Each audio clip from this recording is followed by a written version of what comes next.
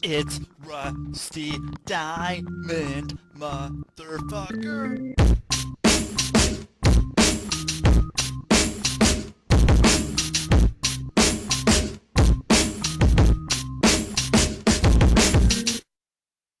Yo, man. Boom, it's Rusty. What's up, everybody? It is Thursday. Yeah, already been in New York this morning. So, New York and back. So, what's up? What's up? What's up? Back to the main streets of South Central Connecticut. And so, with that being said, welcome to the podcast, the Public Access Podcast.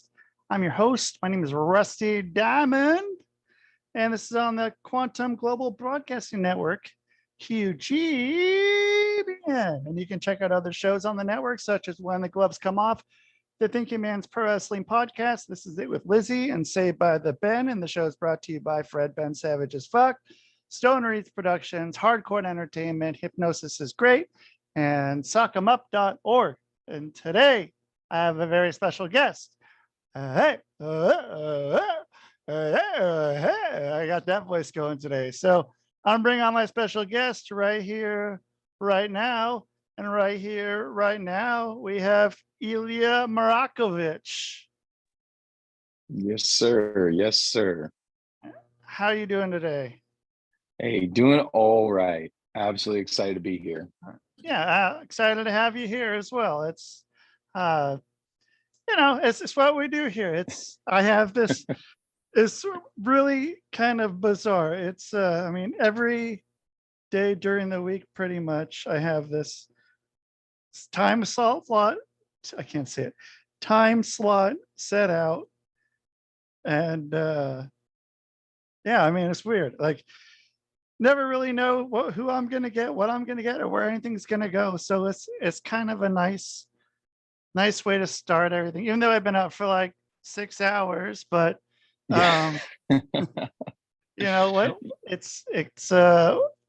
it's hard to coordinate no matter where you are with Zoom and everything. It's made the world a lot bigger, but you don't have to have that proximity either of meeting up with people, whereas time changes don't really matter all that much. But now with the whole world going together, it's tough. And like the last 4 years, I've lived in all 4 time zones across the continental US. So always trying to coordinate in different things, different people. And so this one, like 10 o'clock in the morning, is still 7 o'clock in the morning on the West Coast, but it's okay. Well, that's just it. You try to navigate any of that stuff, and you're thinking, okay, what's an appropriate time for me to be available? You're going, wait, for which part of the planet? Yeah. And when I have people from, Australia and New Zealand, it's usually have to do like a 5 o'clock at night kind of thing. I have a totally separate booking procedure for people on that side of the planet because of that exact reason, where I have specific hours available to anybody who can fit in the normal box. If you're 12 hours off, you're lucky I do 4 a.m. wake ups. Like we can make it work. Geez. You're doing 4 a.m. wake ups for 4:30. Yeah. With two littles, with 2 littles, it ends up being whenever they start screaming about something. But yeah. Yeah. That's when the alarm goes off. Yep. Yeah, the organic alarm.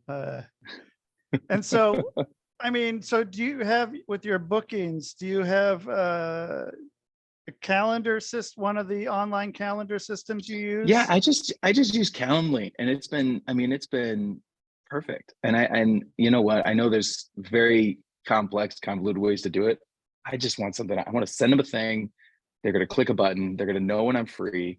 And I'm officially now a slave to my calendar, where if I have to put in there like normal things now, so it tells other people I'm not available then. So it's been really good to keep me organized, which helps with kind of the ADHD brain going on. And it helps with, I'm running my business and another business. And yeah, with crazy kid schedules, it's all locked in every week. And when it's not, that's a meltdown when I forget to put something in. Yep. And you have to do it right then or else it's gone forever is something that I've kind of Gone learned. And forever.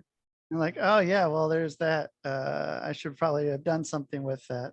And so with your calendar online, I mean, so that's the part I'm still kind of iffy about, that doing the Calendly. Like people always ask me, not always, but often ask, where's your Calendly link? And I say, well, I am the Calendly link. Yeah.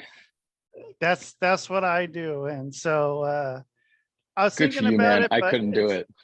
it's hard though for me to like say I want to put on my all my availability online to know that, because then it's like people know that I'm here at this time, and I feel Yep. odd about that still a little bit. And Well, that's why I stick to like office hours. So like I try not to, it's not my whole calendar, right? So I have like a playground within which I say I will be digitally available, but that doesn't necessarily mean in this space. So sometimes I'll do interviews. So we have a physical office space. Right now I'm in my garage. I'm hiding it behind this wonderful curtain. And we have this other physical office space. And sometimes I take meetings there. Sometimes I take calls there. Sometimes I'm at a coffee shop. That's the beauty of the digital era, right? So I try to just say between these hours, you can say, I need you to be available at this time, and I will be. And then outside of those hours is when I typically get most of my best work done. It's the 5 a.m. to 7 a.m. window. If I can capitalize on that, that's the best time for me. I mean, that's true. That's the time that I like going and doing stuff. Because it's nice having that jump on people that, you do 2 hours of work in the morning.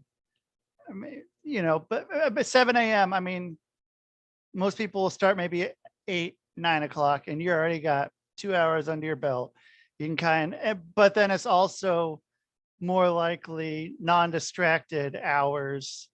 It protects me from my people pleaser, right? Yeah.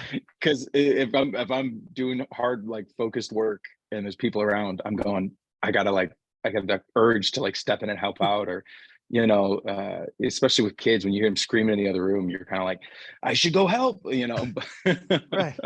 Got to get going. Got to go do this. Got to go take care of business. And it's So I mean, I don't know how much of it is if you have your organic wake up call at 4 or 5 in the morning, sometimes with the kids. Well, that's the whole thing. I try to take advantage of the time where, like, I just have fun with myself. I used to do the like stay up super late thing, thinking that was me like taking care of myself. Like, this is time alone. This is like restful. And when I made the shift from staying up till like 1 or 2 a.m. and instead waking up at like 4:30 a.m., I mean, the type of rest and rejuvenation that gave was so much better. And so I stick to the 4:30 a.m. regardless of the kids. Sometimes it starts at 3:30 if one of them has something going on, but it's 4:30 every day, and they're up at 7:15 every day. And that's like when they're out of bed. And so that time there is so sacred, and it's been so freaking good. Yeah. And I think the productivity is much better in the morning than it is after doing everything all day. And then you want to wind down, and then your brain's not going to wind down when you're trying to do a million different, business ventures of sorts. And well, that's just it. I think that's the thing with people today. Everybody's dragged in like a million directions all day long, and you're on how many different rail lines throughout the day? We're like you can't ever like get going because you're constantly dragged around. And so being able to carve out, this is that spot, and this will go this spot, and then everything in between is sort of we're putting fires out. Yeah, right. Yeah, you got to kind of keep on your toes, and keep all the irons in a million different fires. Oh yeah. Yeah, makes everything interesting, but it's sure beats having a boss.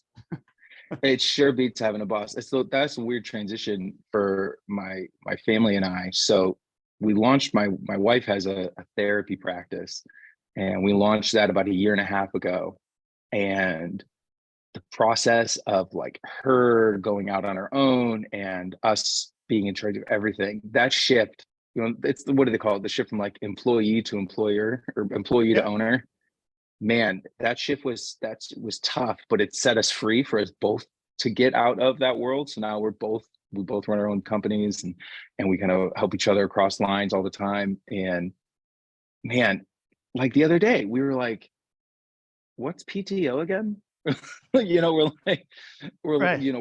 it's a totally different way of thinking. And there's a totally different level of urgency and relaxation that comes with that. It's such a fun shift. So freaking good.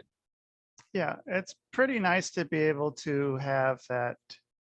I don't know if I work less hours than I would have had I stuck with being an employee, but it's doing stuff that's furthering me rather than the old furthering me rather than furthering someone else. And then, having employees too. I don't know if I want to do that again. I've had employees, I've had a couple, and I don't know if it was worth it. I don't know. I thought it would be for some stuff, but it might be better just to do it myself and just try to because I had a lot more physical assets of stuff I was working with when I had people working for me. And yeah, I figured that's not a good thing to do. So what made you kind of realize for yourself, like you're kind of talking around it a bit. I'm curious, what was the thing that made you kind of go, okay, I'm done with this. Like I'm gonna have employees, because that's like part of the question I'm having now, where I'm going, okay, at what point do I start introducing team members and try to get people involved to help on the support end? So for you, I'm curious, what was the stuff that made you go, I'm out on that regard? Well, I guess for one, it's having to, even like with this show and like other stuff I do with anyone else, I have to rely on somebody else. And it's a hard thing for me to do sometimes. And I liked being pretty flexible with when they could work. And they could do some of the work at my place or the shop, or some of it at home. I was doing a lot of I was doing reselling, and I had a vintage store. And cool. Yeah, the 2020 thing that happened opened up a lot of doors for that one, and people just were throwing money and left and right at that crap. But then eventually it got to a point where I have so much stuff, and then I was just but it got to be, so I had one employee when I was living in Minnesota, and then I moved, so I had to let her go, and then I hired one when I lived in Utah. And then I got to a point where it was having a physical space isn't worth it 95% of the time, I don't think. Like I used to have an office too when I started out my hypnosis practice, and I got to a point, just why am I throwing all this money away? And basically, when I don't know, it was I'd rather be out looking for stuff to sell rather than, I don't want to be tied down in the shop. So like my hours were not, like the open 9 to 5 or whatever.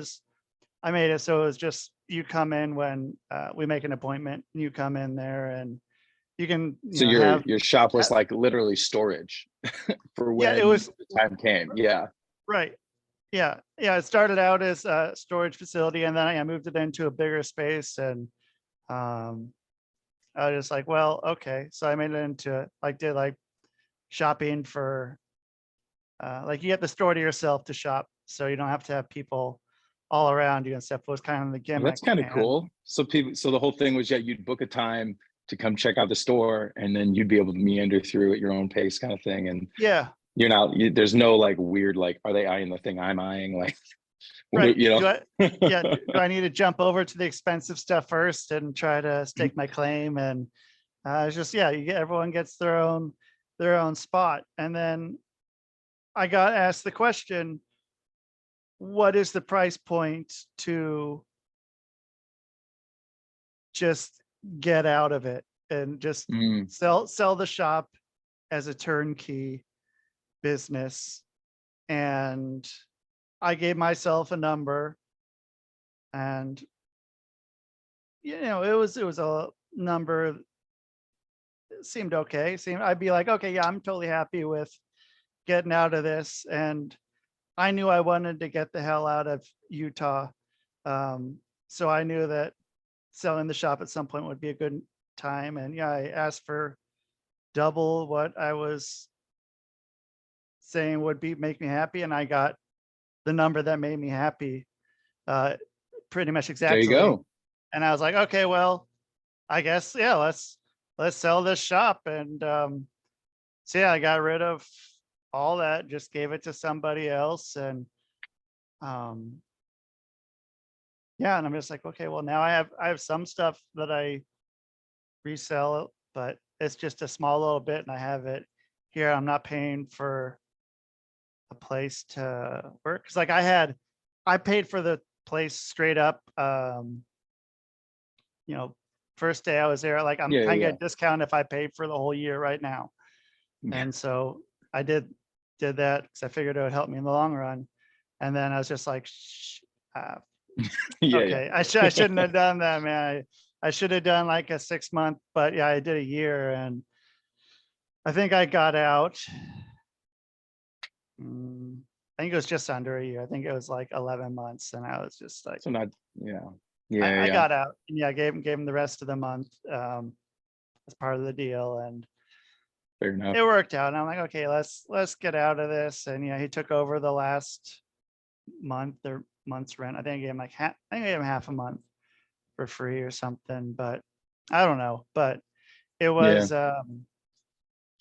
good to, and then also for the most part, like a job, like so with your job, I mean, as far as hiring employees, I mean,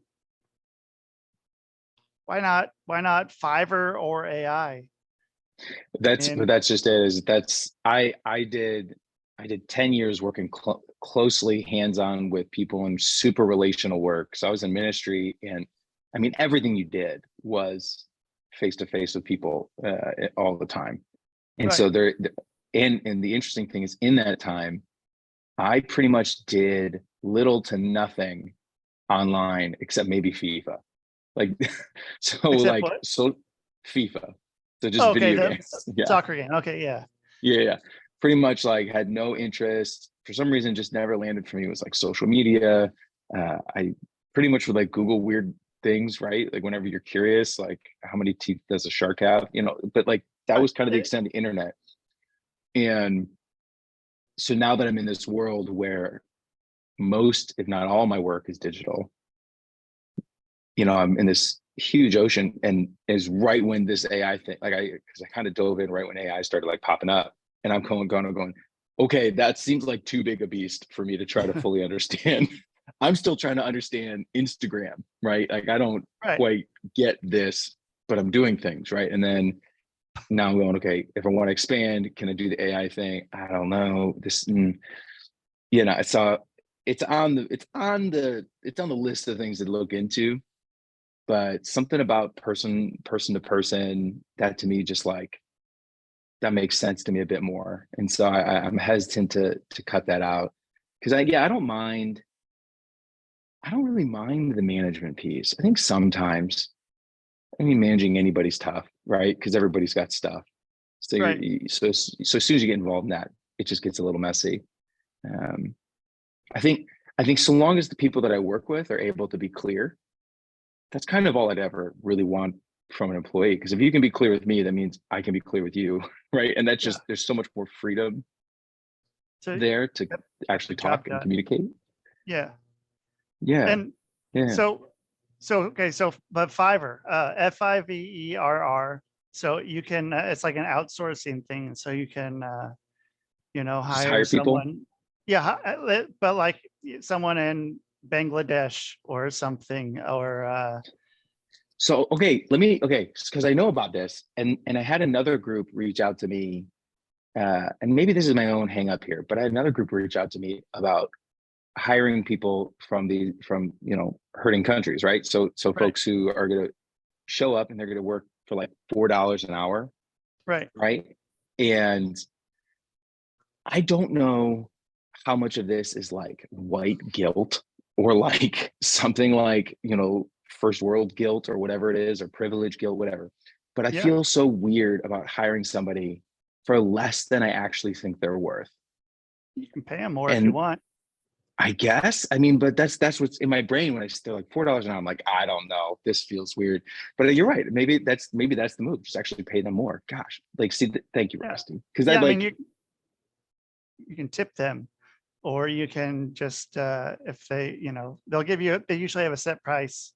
You can either negotiate it, or yeah, you can give them a tip at the end of their whatever their service is. Then you can probably just gotcha. work with them See, straight that's up. where But like I need to just like dive in and check it out, because I didn't even realize that you can modify that thing. Because again, this is the digital world where my brain, I'm like, here's how much they right, cost, and that's like yeah, the answer.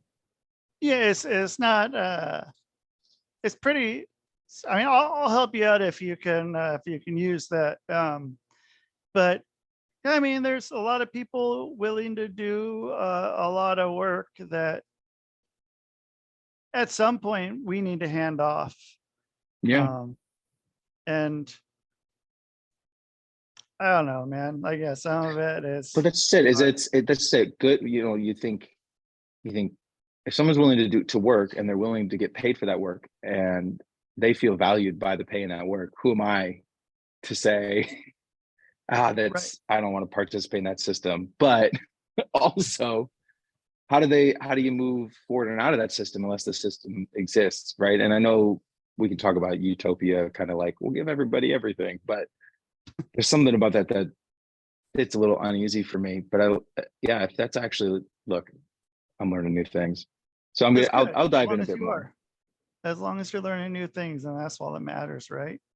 Well, that's what I'm saying. The whole digital world for me is so foreign. It's very much my interactions with people and talking about. So my work is all about transformation in the lives of men, right? And Yeah.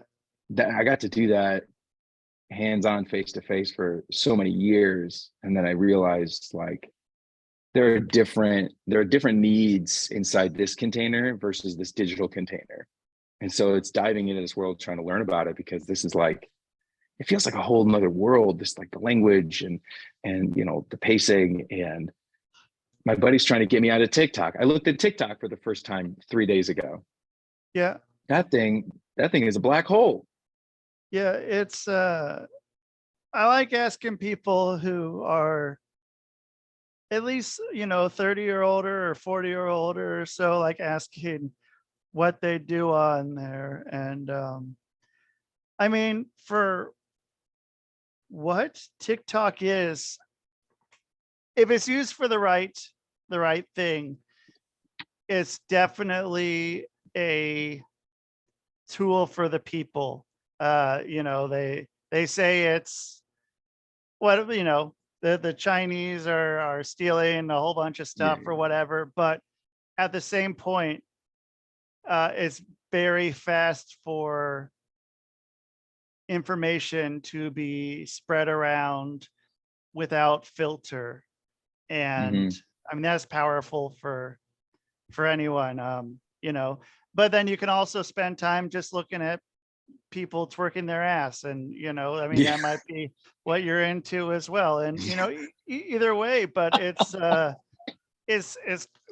pretty cool. I don't know, and it was interesting, during after 2000, or not 2000, 2020, people getting on there and then watching people sort of blow up. And just doing these weird videos. But then, yeah, I mean, then you get past that and you get into some deeper stuff. And it's like, okay, well, I didn't see any of this happening anywhere else. But here I am on TikTok, this, if it's, this coming from this comedy app, what's the validity of it? But, that's people telling the truth sometimes in there. And, there's some interesting rabbit holes to go down on in the TikTok, or if it's rabbit holes of butts, that's cool too. Yeah, yeah. If you're just look, if you're here for butts, you're here for butts. We get it. And Right. we also have this option over here. Yeah. Right. That's diving into like, what does it mean to be a person? Like, what does it mean to like be in relationship with your family, and how do you restore that, and whatever, yada, yada, yada. Right. I mean, yeah, it's a wild, weird place. That's just it. As somebody described, as I was kind of considering this option of shifting out of like the professional world right into this digital creator, content creator space. Somebody described it as just like the Wild West in many ways. And there's a lot of good in that. So much good in the ability for the barrier to entry to have been lowered. And it's so interesting. Yeah, like what people will put on. I think that's like kind of bizarre to me. I mean, I'm a 90s kid, so like, you nailed it, like 31-ish. And I remember when, MySpace was happening, Facebook started popping off. And it was one of those things where for a while, I used it as this, like, as a kid would, as a stupid, like, here's what I'm doing right now. I'd be like, I'm about to wash the dishes. Oh, Alex just called, whatever, right? Right. People don't care about any of that. And then there was this some shit happened in high school. Maybe it was just like personal paranoia. I have no idea. But I just immediately was like, I don't want to tell people anything. I don't want them to know what is going on. And now, now it's like full circle. It's like no one learned anything from the MySpace or Facebook debacle of like early 2000s, right? Right. Yeah, it was just, and not learning from stuff is how you repeat it or make it worse, or live in that new reality of fun times. And with, Oh yeah. I mean, yeah, with, I don't know, like I don't like doing a lot on Facebook and stuff, but I talk about stuff on here. I don't like talking about like very personal stuff. Yeah, I Sure. tend to keep that out. But for most of the rest of the time, you can't really shut me up too much. So may as well have something here. But I don't know. And it's been odd with trying to get around, navigating through, because I mean, once 2020 happened, I mean, I unfollowed everyone. I didn't unfriend them, but I unfollowed everyone because I didn't want to hear everybody's opinion about anything that's going on. And nobody wanted to hear my opinion. Everyone had their own opinion and whatever it was. And so I just like, what, forget all this stuff. I don't care. It's not worth it for me. And then just how much time is wasted scrolling through that, and time that I could be doing something way more productive. And just like, okay, I don't need this. And it's still that way, 3 years later. That's such a great way to look at it, though. I feel like so many people get trapped in this is the work, right? Some people like they Right. think that this is their way, and in some ways it is like the participating in the greater conversation. But there is a gap between the digital and the analog, right? If we're to be focusing in on your current world, man, and to some extent saying, no matter how angry I get on Facebook, like, this will not influence at a greater level. It will not influence until it's boots on the ground, like until it's me in there doing the volunteer work, until it's me in, like, that disconnect is interesting. But it's the same. I have a buddy who's a musician, and he's been at it for years. Him and his band are trying to, you know, get things moving. And one of the things that he talks about is like most every single person, not like the major big names, but most mid-range bands who are making a good living have some sort of moment where there was some sort of resources that were pumped into their situation that allowed them to push, like to get over that initial hump, right? Right. But it was how many years prior of the grind? It's all about that initial grind. And so many people, I think so the lie of social media, the lie of the internet is sometimes that grind doesn't have to exist if you just say it enough times. And you can bypass that hard part and suddenly become influential. And it's like, oh man, no. Yeah. The overnight success story of 15 years. Yes, exactly. Yeah, and you're going to, so now we know, so you think 2020, you think 2016, you think whatever the heck's coming up next, right? And whatever the next big crisis will be, there's going to be a lot of people with some strong opinions, and man, the only people that actually hear them are the people that corner in real life.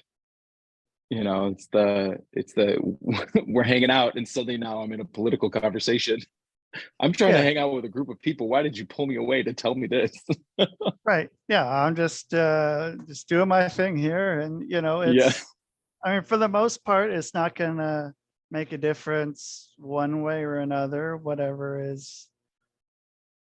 Well, and if you wanted it to make a difference, there'd be so much more investment. I thought this was, I don't know if you saw this clip. Somebody, maybe I don't even know how 100% true this is. So somebody fact check this, who knows?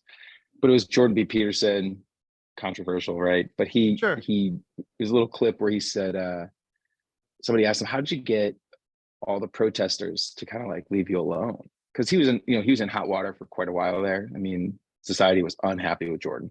And and then he sort of went quiet, but didn't stop doing his work. And like the anger kind of vanished.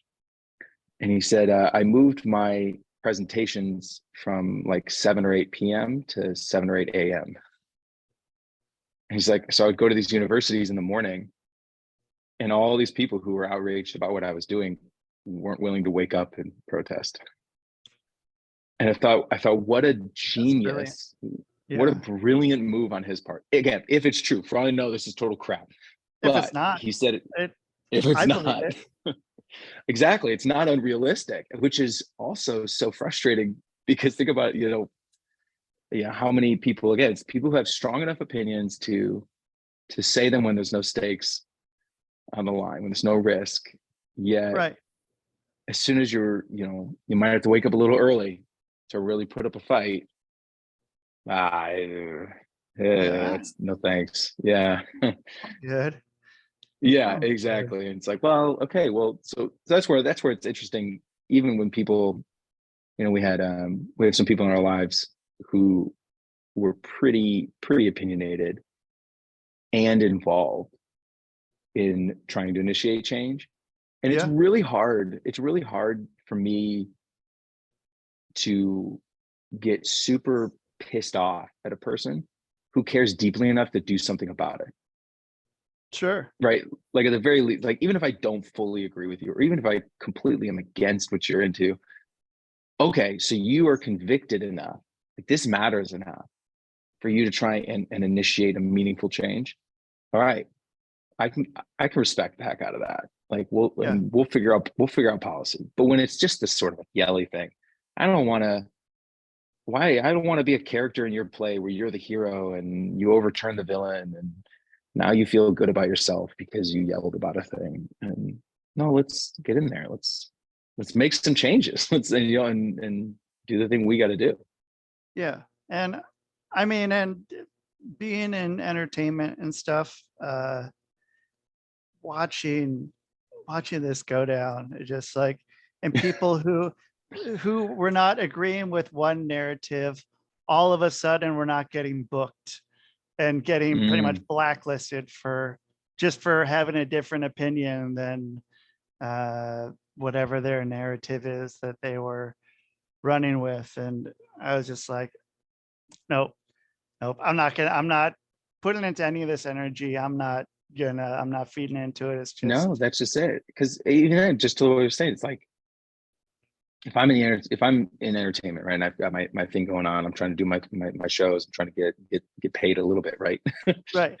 Like, I might have an opinion, but that's just noise until I'm actively involved in, and you know what I mean? So even at that point, like, how many people lost so much because people thought their opinion was dangerous? And you're like, okay, Right. their opinion isn't dangerous, their action is what's dangerous. Actually, the irony is, the more opinions you have and the less action you take, the less effective and the less dangerous you are. You're just a yippy dog, and nobody's really worried about that, you know. Well, And yet so they they got think. punished somehow, or so they Yeah. think. Yeah. Yeah. It's, I don't know, man. It's been a whole weird thing. I've been happy I've been on the outside of most of it, looking in and able to Yeah. see it from a fairly objective standpoint, and just sort of, understand the irony, and I don't want to say laugh at it, but understand there's some humor in it too, and watch people, I don't know, watch chaos, I guess. But it's chaos I know that I don't, if I stepped in, wouldn't do anything either way. Yeah. And that it's people, getting worked up over something that, like, there's nothing. Yeah. Really People like to do that. They like to get worked up, like, right? Right. I mean, they need it for some, but I always think it's like anger is a very active emotion, and for people who don't do anything, it makes them feel like they're doing something. And it comes back to that same thing where, like, people who just get pissed off about things, man, I just feel like they're the most stationary people I've ever met. Like, when you get really, really, really angry, I think there's an admission, like a public announcement. I'm very angry about this thing. And it's like, okay, well, chances are you're angry about it because you don't think you can actually do anything about it. Yeah. And And if you don't think you can, I'm not worried about you doing anything then. Like, right. And when you're that angry, you're in survival, fight or flight mode all the time. And again, you're not going to be making the smartest decisions when you're thinking with that brain frequency. So, you're going to end up doing a bunch of dumb stuff anyway. So, getting all worked up like that and angry it's not going to help. And it's the same thing with the triggered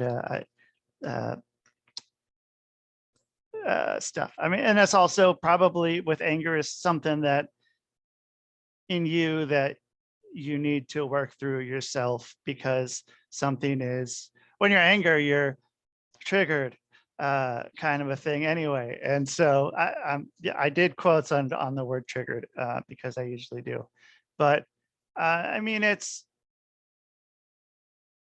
how you're taking on whatever it is, the words or actions that are happening, and you can react to it in a million different ways. And but I mean, just being able to work through something like with it, some sort of trauma or something gets stored in our RNA. And I thought that it was passed down maybe 2 to 3 generations, but I found out recently is about 25 or so generations that it'll stick around. It's passed I don't down like through to all know your that. kids. Don't say that to Yeah. me. Yeah. Yeah. So I mean, that's how, I mean, you gotta, but then you can, work through it in an hour and a half and not pass that on to your kids and their kids and their kids and their kids and their kids and their kids and their kids and their kids and so on, 25 times or so. And yeah, I mean, it's all about finding out how to be okay with everything. Be water, just, and much easier said than done. Yeah, But absolutely. Can I ask, Rusty, I'm curious, how do you say, how do you do it? Right. I'm still learning. It's still a process, and I'm still for sure working on things. And but I feel I've worked through some. Some are still going, but Sure. I mean but not knowing or recognizing them is I'm past that part. I feel, for not knowing and recognizing them. I feel like I've recognized anything that is that way for me, and for the most part, it's gone down the hypnosis path, and I've been able to work through most everything. There's maybe like one or two things still that, Yeah. but I know what they are, and I'm gonna work on those when, and I get next thing that I'm doing with it. And I think it's, yeah, I mean, once you can get to that point, I mean, like, I look at old hypnotists, and I look at how they are and how they act and how they feel and how they, just their, Yeah. general demeanor. And I'm like, okay, well, they're doing something right there. That's they got to figure it out. And Yeah, it's not half bad. Yeah. yeah, I mean, yeah, just, yeah, not, it's easy to, when you hear a yapping dog, want to go over and, grab the dog, so to say, and, whatever. But then it's like, well, you don't have to. You can just let the dog's Yeah. eventually going to just wear itself out and get tired, and just wait for that. I mean, going and grabbing a yapping dog, what good's that going to do? It's not going to really, it might. You might just get bit, and then Yep. then it's done, and now you're angry and you're all caught up. And yeah, The same I cycle. want to ask you about the hypnotism, because look, I'm no hypnotist, never been Sure. hypnotized. Oh, yeah, I Just mean, you listened to have. that podcast about I think it's called The Hypnotist, isn't it? The one about Dante. Have you heard this one? Oh gosh, I would look in a minute. I'll send it to you afterwards. Okay, But cool. it's a great podcast about this hypnotist and his whole story. And the whole time you're like, some of this is a scam and some of this isn't, and this is terrifying. And right, and he kind of ends up being mostly con man in the end. So not a good look in general. So I apologize for that. Right. But what is going on with this thing? So, okay. What do you, I'm assuming you could fill in the blanks there, because you probably get this a lot, but I'm going. Yeah. So, I come from the world of professional wrestling, and I feel that 95% of what we see and hear and experience is a work, and I don't believe anything. And so, like, when I wait, real quick, wait, before we go too far ahead. Sure. You were a wrestler in the world of professional wrestling? Yeah. Did you have I'm going to call it a stage name. I don't know what the actual name is. Rusty Diamond. Okay, that's absolutely magnificent. Is this regional? Was this I don't how does that work? Rusty, you're the wildest person this is incredible. Okay, I have so many questions. Okay, no, it's cool. Thank you. I don't know. So I kind of like, I don't know. I guess kind of all over. I like West Coast, mountain spaces, Midwest, East Coast, Yeah. Canada. But I mean, I wasn't like, big name or anything, or like even like majority of the people wouldn't know who the hell I am. But it worked out pretty well for a little while, and I enjoyed it. But I'm still involved a little bit, but I don't go, and I'm not on the road all the time anymore. And which is probably a gift. I mean, for a time, it's probably a lot of fun, and then at some point, you're like, I want to breathe. Like, yeah. I mean, it took me getting injured, not wrestling, to get me off the road. And it took a while of like, oh man, I just want to get back. And then after a while, I was like, well, man, I got some goats and chickens here, and I can just kind of do my stuff here, and this is nice. And You're like, this isn't half bad. yeah, I don't have to, be sleeping in cars, sleeping in weird hotels, living on coffee and bags of food that I'll bring with me, and all that stuff. And so, I mean, it's good to get back off the road. But sorry, hypnotism. yeah, I threw you in a totally different direction. So I didn't believe in any of it. I was like, it's like a magic show. This is all just crap. Someone's got to be in on it. And then, so when I had the idea kind of to become a hypnotist, I looked up hypnosis training in Portland, Oregon, called up the first place and talked to the guy for like 20 minutes on the phone. And then he got me to come in there, and I talked to him for like an hour and a half, and I'm like, yeah, I don't know, man. I don't know about this. I don't know if it's real or not. And he convinced me. So, I mean, he's good at what he does. And so I signed up for the class, and then the first day I got hypnotized. And I think he hypnotized me that day actually too. I'm pretty sure he did. And so like, I was like, okay, this is pretty nice. And then so I mean, most of our training was unorthodox, and we did a lot more of just hypnotizing the other people in our class. And I think there was usually between like 6 and 12 people in our class at a time. And the first time I got hypnotized, I just thought, oh, this is okay. This is real. I love this. This is so cool. And I mean, I was totally 100% sober, just like felt like I was, I leave there and felt like I was just driving, floating on a cloud.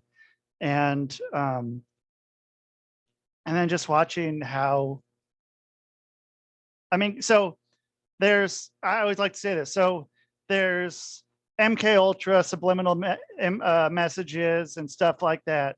And you know how well that works? You know how well that, like, I mean, that works. They wouldn't be doing it if it didn't work really well. So that's the evil side of it. Fair. So, but where there's, there's the yin and the yang, and that there's stuff that if it's that evil and can work that well, it can work that well for good. And so that's where, it's kind of nice. So like, even like, so like people with, I always have this, like anyone with PTSD, like I'll work with them for free. That's the only thing I will work with people for free with hypnosis, because I can, in an hour and a half, they don't have to tell me one word about what's going on with them. And usually there's something else, some cause before whatever they think is the thing that's messing them up. Yeah, there's a thing behind the thing, which is the thing, right? And Yep.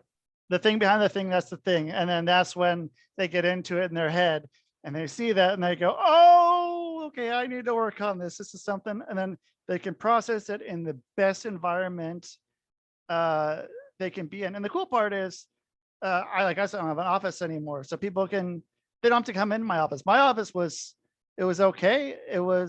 But it was still an office and not as a friendly and comfortable an environment as your house, your bed, your chair, your outside on the deck, out under a tree or something, or at a coffee shop or wherever they want to be. I don't know, just somewhere where they can be totally into whatever's going on, and take care of them. So you have the hour and a half, right? You said it's like an hour and a half session. So then is it like somewhere in there?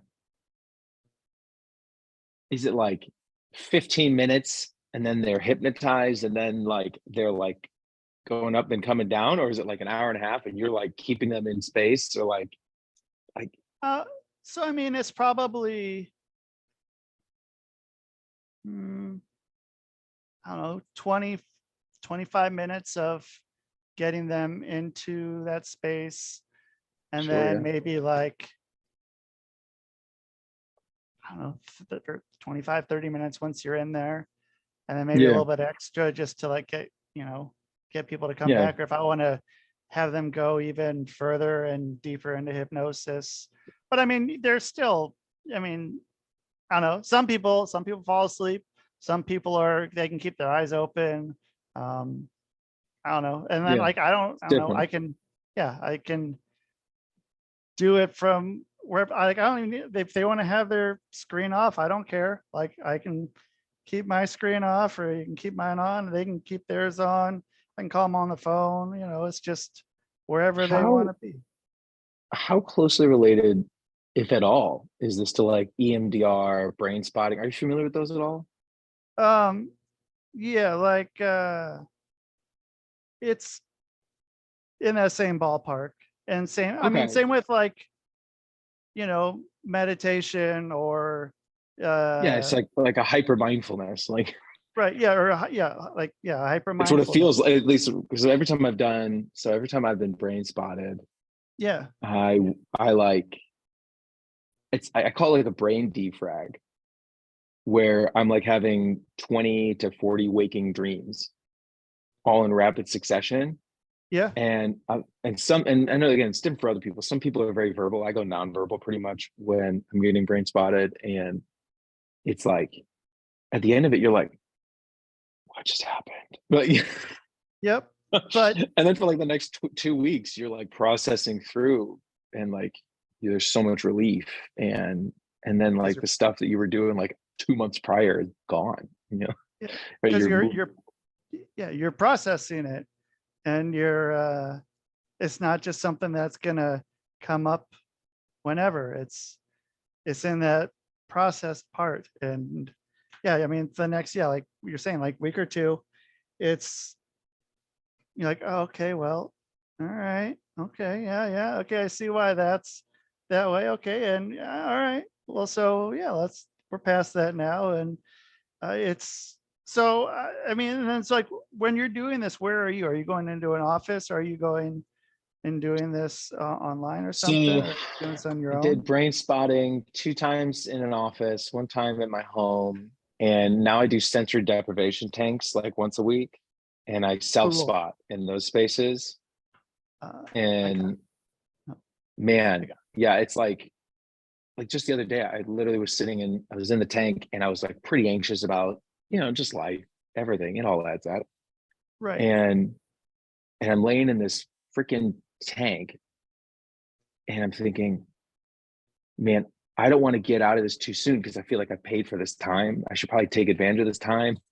So I'm Right. like completely not in the right space, but I'm like, I paid for this. And so then at one point I'm like, you know what? I don't have to be here if I don't want to be here. And like I got out, and in my brain it had been like 7 to 10 minutes, and it had been 45.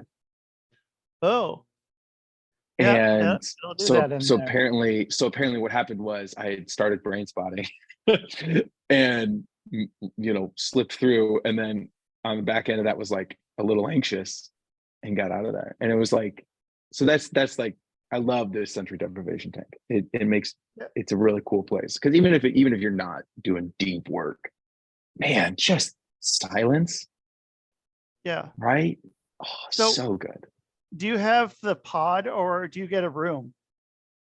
So I go to a place. So I live in Indianapolis area, and there's a Oh, place downtown that you go and you get into a room, and then in the room is a pod. So I go in the pod. okay. So if you can ever find one that is like more of a room, it's like Like an open pool, essentially, is what you're saying? yeah, I mean, like you have enough room to like starfish out and like there's a higher Yeah, yeah, wall, yeah. but I feel sometimes with the pods that I can't get a full like blackout. I can still see parts of it, and it's like, but when you have like the specific room, I've had much better results. in that. And Really? yeah, I've So see, that's not, see, so there's this other thing I saw on Instagram. It's Sky Cave Retreats, I think. I think that's yeah, out in Washington area or something like that. I'm not 100% sure, but they do darkness retreats. cool. And so so I started Googling this thing. And apparently there are these tiny little rooms scattered around the country that for all these different groups, right? Where you can rent this room for like 4 days and you're just like in a soundproof, lightproof room in the dark Great. for 4 days. Yeah. You And, get and I'm through a like, lot of- I feel like you walk in there as this just ball of mess. yeah, And you come out on the other end as just this transformed person. Just I do an hour in a tank, and I feel like I'm rejuvenated. You do 4 days of that, so yeah, I've been curious about that. I don't know how I would escape for 4 days to sit in a dark room when I have 2 kids at this point, but right. sometime in the No, near future, I'm optimistic. Yeah. yeah, yeah. There's some wild stuff. Like, so I have a buddy who he has a podcast called The Art of the Float. The art of the float. Yeah, Okay. he owns a shop in Portland, Oregon, and he's been on the show once before. But so I thought, so with hypnosis, you're not allowed to, because I thought, like, how can I make this better? Like, what if I was Yeah. getting a massage or something? Like, Yeah. but there's laws against it. You're not allowed unless they're clothed. But if people are unclothed, you're not allowed to you're not allowed to be in the room with somebody and perform hypnosis on them. Yeah. There's There's a lot of.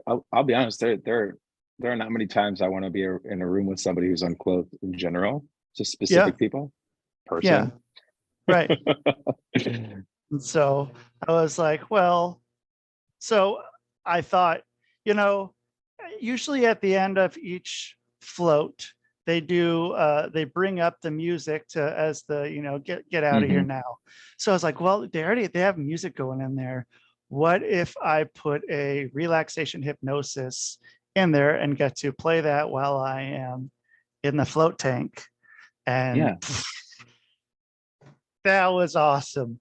I tried it and I had my friend try it with me, and that was a game changer. Because Pretty wild.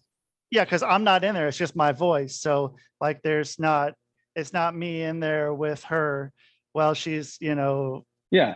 in there doing her stuff. But yeah, it's just my voice. And man, it worked great. It was unreal. It was, Because I'm wondering, because they got the music that comes up. I bet they'd let me put something through the speakers.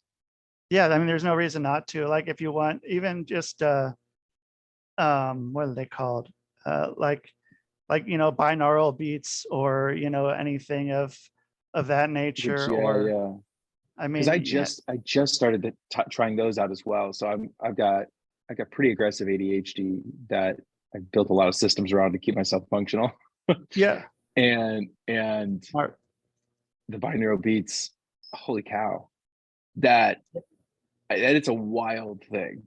Yeah, Again, it's one of those things where you're like, I'm in this, my brain's thinking a certain way, and suddenly my brain, it's like, like yeah, within like yeah, 10 minutes, I'm like, let's go. Like, I'm locked in. And yeah, I can't, and like nothing does that. It's a very, the way that we can manipulate and transform our mind by what we put into it, by what we surround it with, how we expose it to the world or deny it from the world, right? right. I'm constantly, I think that for me is where I get constantly humbled being in this work at all, where I'm kind of like, I have a road and a path that I know works for some people.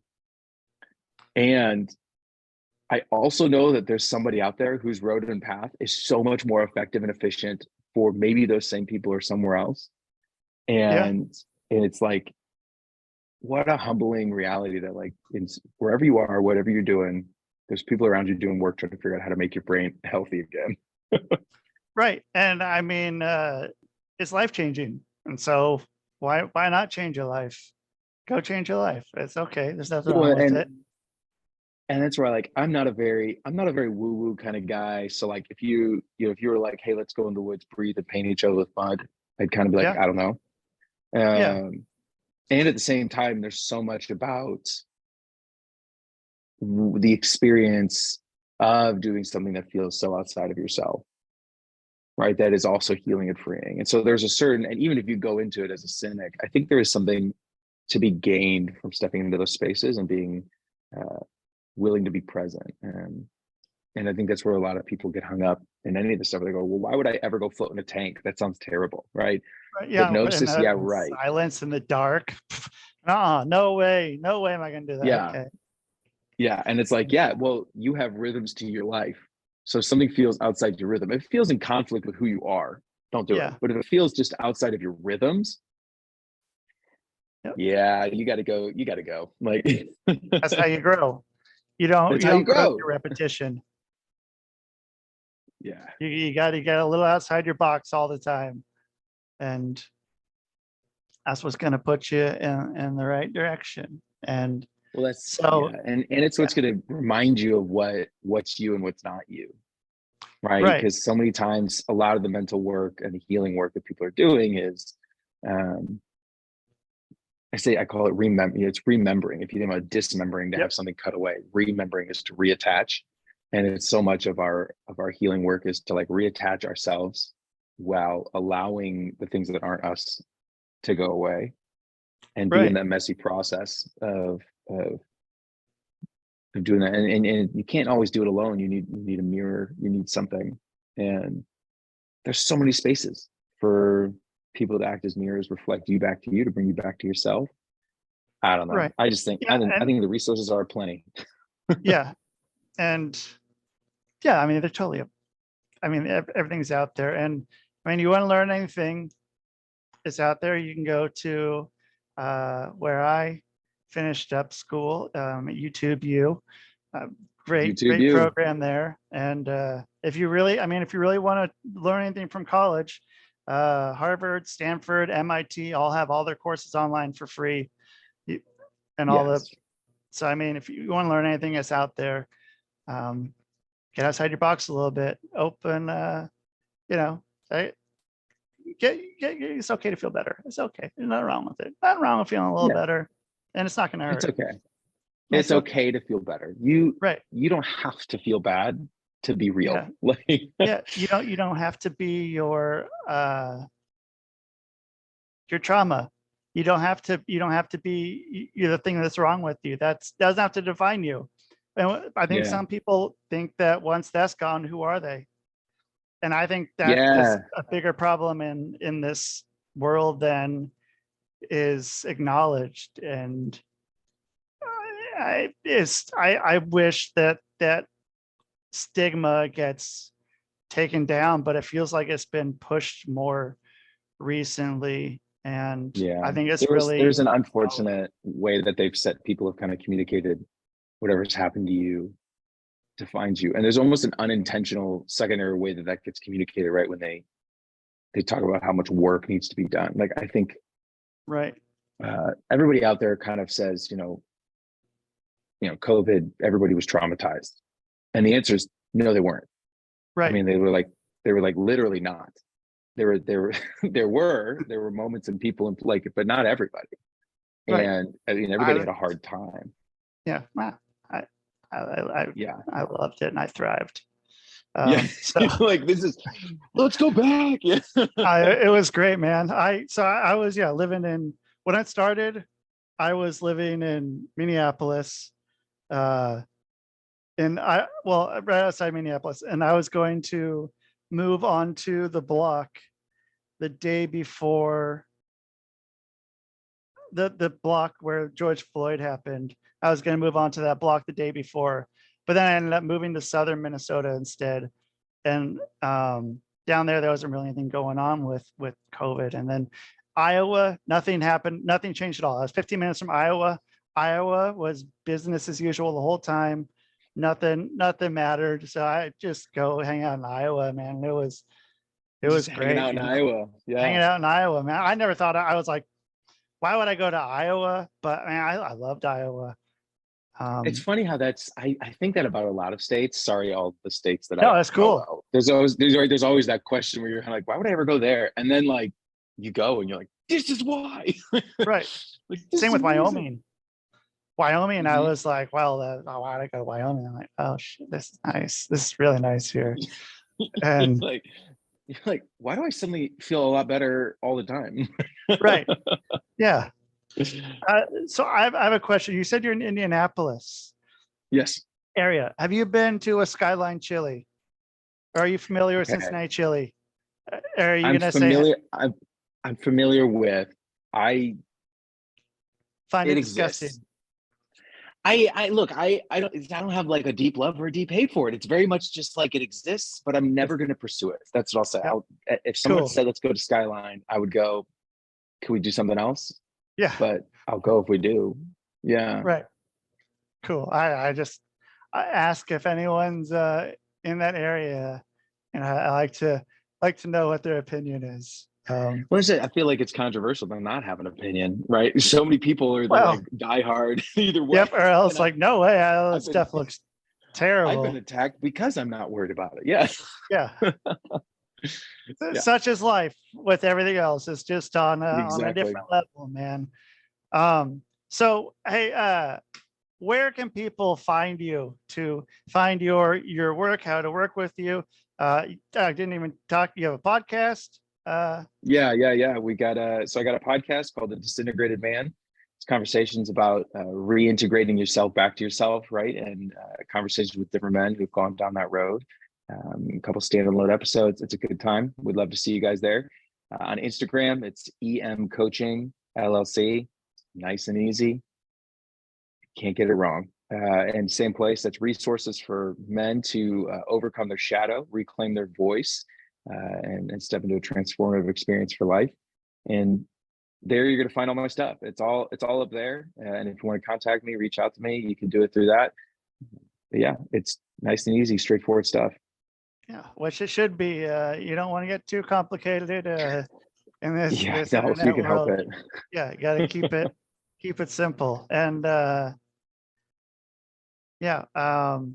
so thank you again, for being on here. And I'm glad we got to talk. Now know what we're going to talk about and get to just go and see where the conversation goes. And that's what makes this something I look forward to at 10 o'clock every morning. So thank you again for being on, and everybody go check them out, and have a good rest of your day. Well, we'll talk soon. All right. Thank you to you. Thank you to all the folks. This is awesome. Love it. You bet.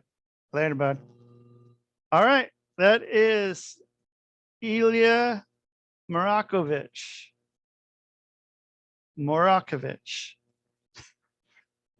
Elia Mrakovich. You guys check him out. That's what it's there for. That's why I have people on here. Check him out. And once again, you guys go. I should have told him about that thing with if he's right there in the area, Jonathan's meetup on Zoom. But I guess it's on Zoom, so anyone can go there. Shout out to Jonathan from Indianapolis as well. So everyone, thank you for listening to the Public Access Podcast, the podcast here on the Quantum Global Broadcasting Network, QGBN. Again, sponsors, Fred Ben Savage as Fuck, Stoneries Productions, Hardcore Entertainment, Hypnosis is Great, and Sock'emUp.org. And check out the other shows on the network.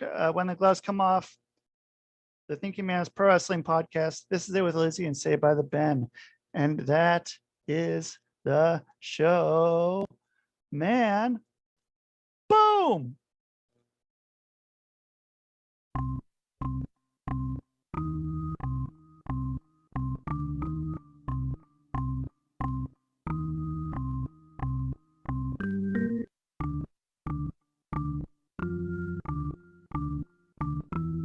It's Rusty Diamond, motherfucker.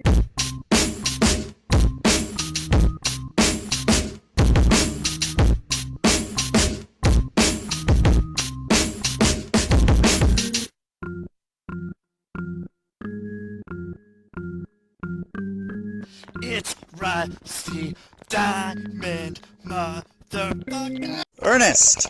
Ernest! Ernest! Yes, Pee-wee. You brought the snacks, right?